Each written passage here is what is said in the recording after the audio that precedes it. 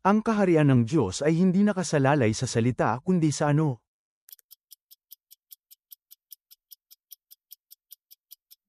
Sa kapangyarihan. Anong iba pang bayan ang sumama sa Edom na naghimagsik laban sa Juda noong panahon ni Jehoram?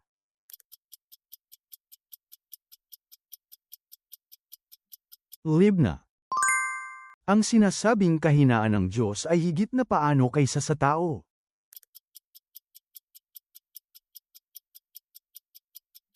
Mas malakas kaysa sa mga tao.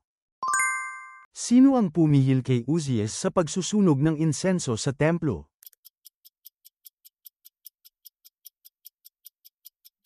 Si Azarias at ang 80 matatapang na pari.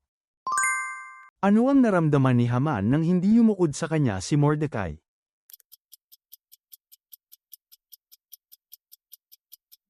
Matinding galit. Anong utos ng hari ang tinanggihan nina Shadrach, Meshach at Abednego sa Daniel 3?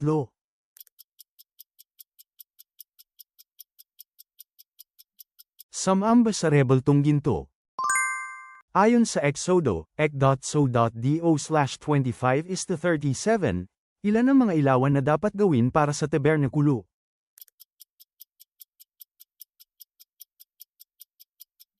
Pito.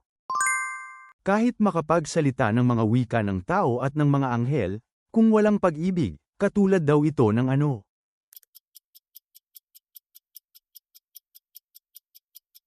Parang tanso na tumutunog o betenga na umaalingaw-ngaw. Bakit lumabas si Simei sa Jerusalem at nagpunta sa Gat na labag sa utos ni Solomon?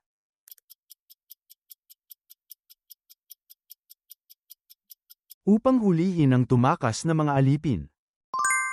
Anong estruktura ang winasak ni Jehyo at ginawang palikuran matapos ang pag-aalay kay Baal?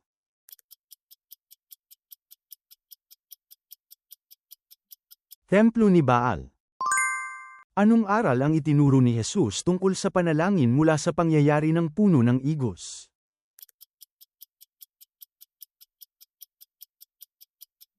Kapag nanalangin ng may pananampalataya, matatanggap ang hinihiling. Sino ang itinuturing na pinuno at propeta mula nang lumabas ang Israel mula sa Ehipto?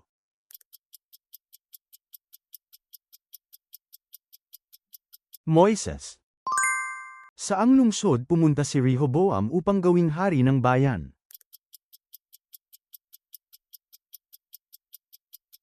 Sikhem. Sino ang unang taong binanggit sa talaan ng mga ninuno ni Jesus sa Mateo Kabanata 1?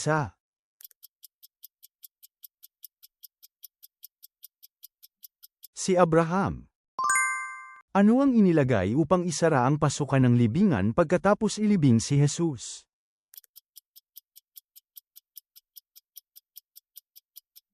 Isang malaking bato.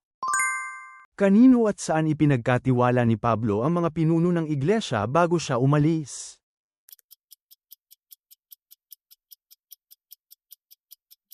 Sa Diyos at sa salita ng kanyang kagandahang loob. Ano ang anyo ng dagat na nasa harapan ng trono sa aklat ng pahayag?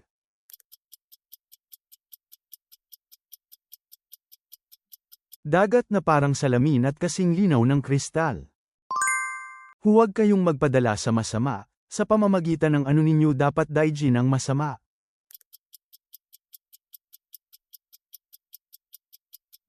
Daigin ninyo ang masama sa pamamagitan ng mabuti. Makigalak kayo sa nagagalak, ano ang dapat ninyong gawin kasama ng mga tumatangis?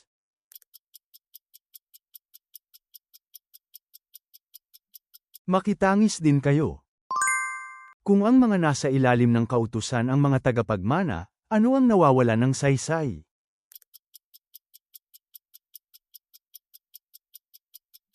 Ang pananampalataya.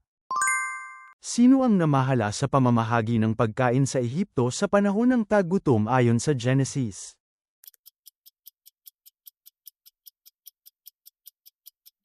Jose. Anong mga bagay ang kabilang sa mga gawa ng laman?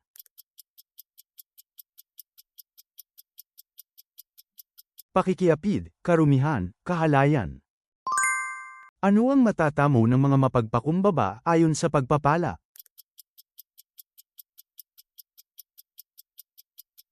Mamanahin nila ang daigdig. Ayon sa 2 Korinto Kabanata 5, ano ang ipinagkaloob ng Diyos sa atin bilang katibayan?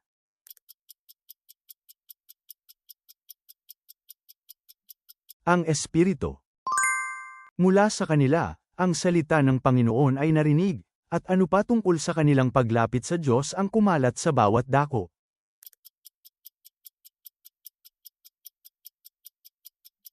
Ang balita ng inyong pananampalataya sa Diyos. Ayon kay Pablo, hindi ang pumupuri sa sarili ang karapat-dapat, kanino dapat manggaling ang papuri.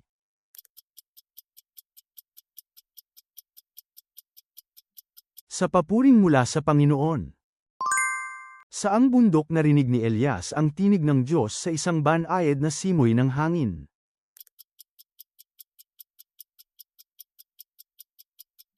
Bundok Horeb.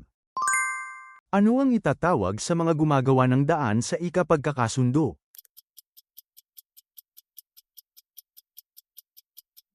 Tatawagin silang mga anak ng Diyos.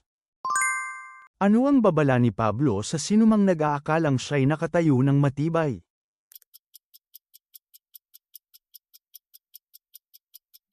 Mag-ingat na baka siya mabuwal. Ano ang ika-6 na salot na dumating sa Ehipto?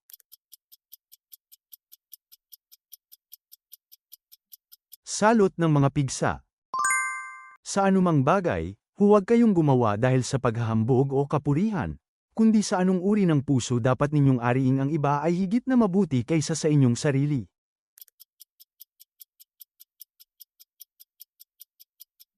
Mapagpakumbabang puso.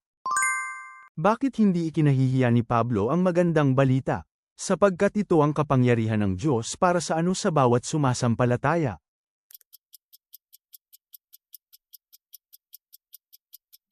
Kaligtasan. Paano tinugon ng Diyos ang panalangin ni Elias para sa patay na anak ng byuda ng Zarephath?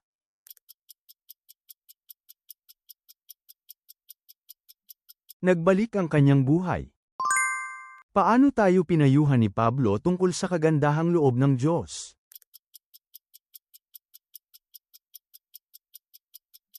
Huwag itong sayangin. Sinabi ni Pablo, kayo ay liham ni Kristo na nahayag sa pamamagitan namin, na hindi isinulat ng tinta, sa halip, sa ano daw ito isinulat?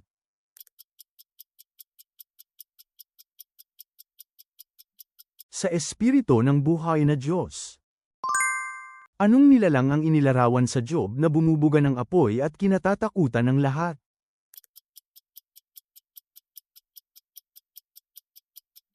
Leviathan. Aling 2 hari ang kumubkob sa Jerusalem upang salakayin si Ahaz?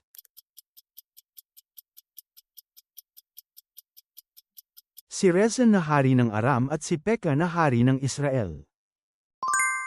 Ayon sa Galatia Kapitulo 6, kapag binabate natin ang pasa ng isa't isa, ano ang ating natutupad?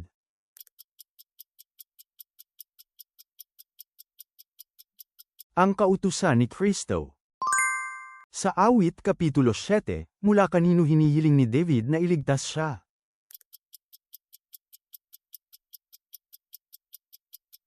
Sa lahat ng humahabol sa kanya. Sino ang nagmungkahi kay Haring Ahab na ibibigay niya ang ubasan ni Nabot?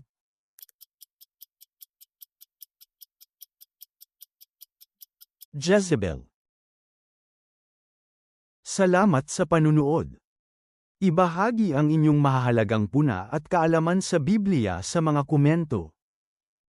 Ang pag-subscribe at pag-like ninyo ay malaking tulong para makagawa pa kami ng mas marami pang Bible quiz.